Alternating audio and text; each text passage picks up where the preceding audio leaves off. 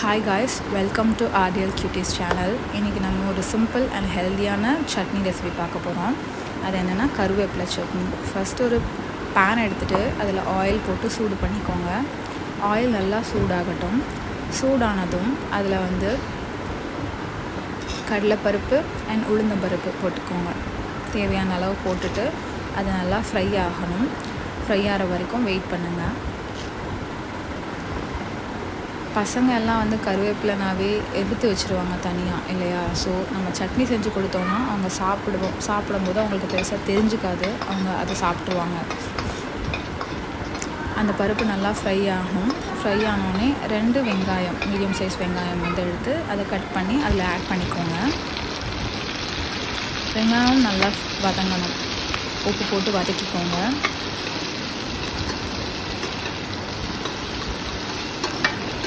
வெங்காயமும் நல்லா வதங்கினதுக்கப்புறமா நீங்கள் அதில் 2 தக்காளி எடுத்துக்கோங்க.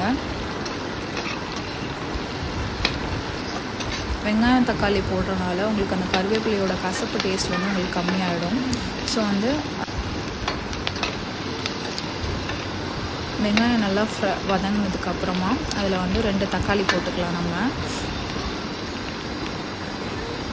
தக்காளியும் புளிப்பு டேஸ்ட் கொடுக்கும். நம்ம இதில் எக்ஸ்ட்ரா புளி ஆட் பண்ணுவோம். ஸோ நீங்கள் அதுக்கேற்ற மாதிரி தக்காளி ஆட் பண்ணிக்கோங்க. நான் 2 வெங்காயன்றனால 2 தக்காளி போட்டிருக்கேன். உங்களுக்கு எவ்வளோ வெங்காயம் போட்டிருந்தோ அதுக்கேற்ற மாதிரி தக்காளி புளிப்பு டேஸ்ட்டுக்கு ஏற்ற மாதிரி எடுத்துக்கோங்க.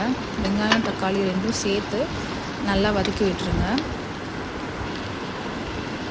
அது நல்லா வதங்கிட்டே இருக்கட்டும். காரத்துக்கு ஏற்ற மாதிரி வரமிளகா போட்டுக்கோங்க.